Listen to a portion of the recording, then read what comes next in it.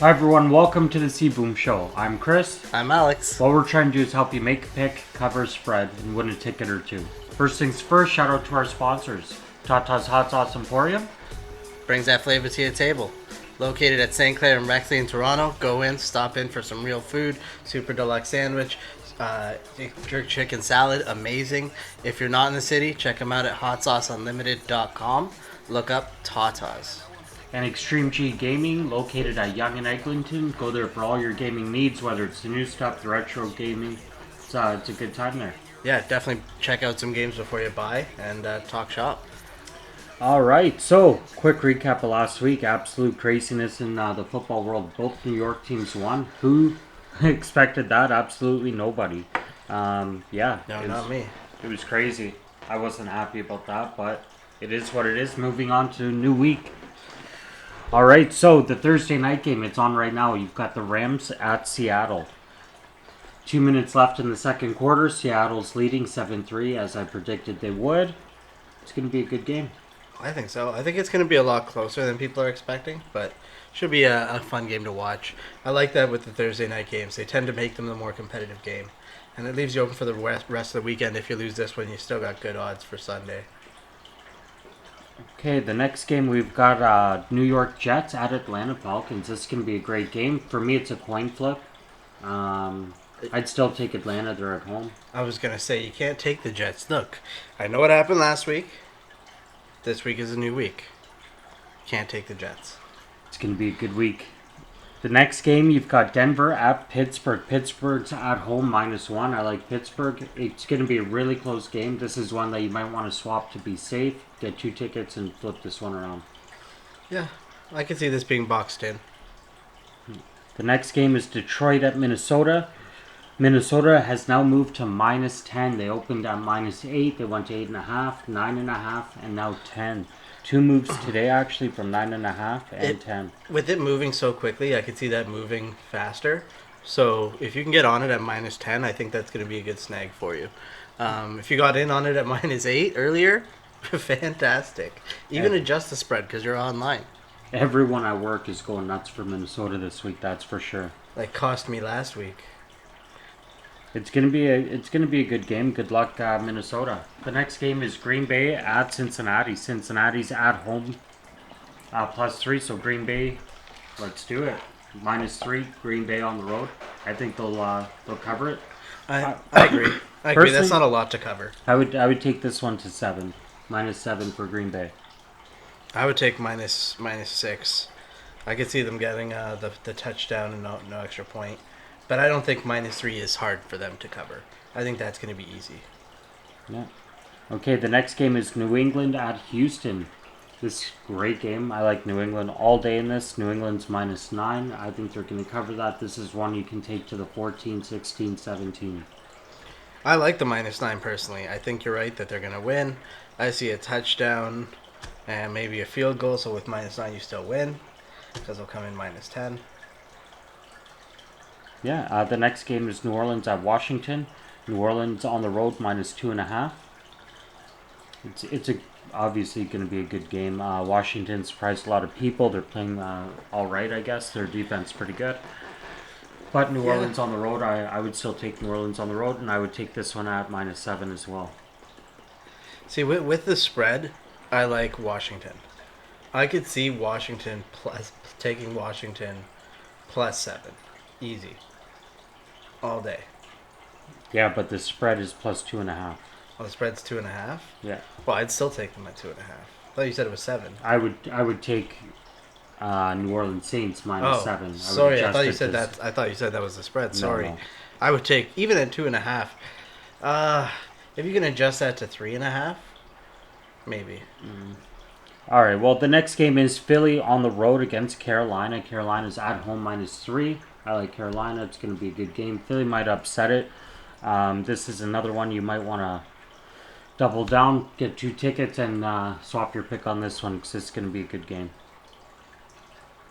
You can afford to box in 2, maybe 3 games at most. After that, it becomes... It starts getting expensive. So be careful. Pick the right games. Good luck. The next one, we've got Tennessee at Jacksonville. Obviously, you take Tennessee on the road, -4.5. I'm a Yeah. little bit shocked that it's only 4.5, but Tennessee did get beat last week. They had a bad beat. I don't understand the 4.5 logic. I would take It, 7. you should, yeah. I would take upwards of 6. I'm If you're gonna take 4.5, might as well go to the 6. I'm adjusting to 7 on that one. But the next game, you've got the Bears on the road against the Raiders. This is going to be a great game. The Raiders are at home -5.5. I like the Raiders. Yeah, I'll go with you on that one. I don't think there's a. Yeah, it's kind of it's not going to be a key game or anything like that, but it'll be a fun game to watch. The next game's Cleveland at the Chargers. This is a great game. Chargers are at home -2. They better beat Cleveland. After what they did to Minnesota last week, that put me right out of my pools. I'm still alive. Still living. So now I've got a little hate for Cleveland. So I'll be honest. I want the Chargers on that. The next game is the Giants at Cowboys. I really like the Cowboys -7. I'm gonna take the Cowboys in my suicide pick for one of the pools I have going. Really, eh? Yeah, Okay. I like the Cowboys a lot. That's one of my favorite picks of the week.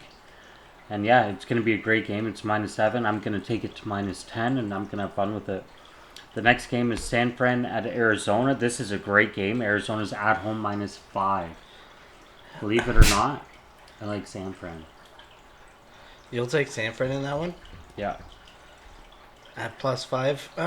If you can adjust that to +6, I'd take it. I'd like it where it is. I think they might win outright, actually. And then the last game... Uncle Jerry. Get ready, Uncle Jerry. It's going to be a good game. The last game Sunday night is going to be Buffalo at Kansas City. Kansas City's at home -3. Let's go, Buffalo. I was going to say, I can't take a -3 on Kansas City right now. They went from being a top-tier team to we're like, hey, Buffalo should win. Yeah, it's going to be... No, Buffalo's top tier, though. It's going to be good. I think it's just a fall of Kansas City. Like, Buffalo is all right, but Kansas City is not showing what they need to. And the last game, the Monday nighter, you've got the Colts at Ravens. This is going to be a that's great gonna be game. fun. Ravens -7. Adjust that to -14 and have fun with it. It's going to be great. Good luck with all these picks. There's a couple dogs. I like San Fran as the main dog for the week. But yeah, let's jump over to some UFC. Well, there was a interesting weekend this past weekend. I watched the Bellator fight, Lima versus MVP. Lima won in every way, shape, and form except when it came to the judges, who gave it by split decision to MVP, thus proving you cannot beat MVP even when you beat him. You have to knock him out. Don't leave it up to the judges. That's Don't leave for it sure. to him, yeah. This weekend, there's really not much going on. We have Chris Gutierrez paying 1.4 against Felipe Corrales. That's my lowest payout that I will acceptedly put on a bet. We have Tim Elliott versus Matthew Nicolau. Tim Elliott's on his way out. Nicolau pays 1.5, again a low payer. And Mackenzie Dern paying 1.58 against Martina Rodriguez is the headliner, which is disappointing for a headliner. I think I'm busy. Yeah, I've got other plans now. Mackenzie Dern repeatedly missed his weight. She doesn't care. She takes the penalties. She takes the win. Even if you tie these three together, there's not a huge payout. I would still, if you're going to place bets, that's what I would do. You take Gutierrez, Nicolau, and Dern. 1.4, 1.5, 1.58. But the big news in the sport this week was there was a death. Direct result of a bare knuckle fighting championship match a month ago. Bare knuckle FC 20.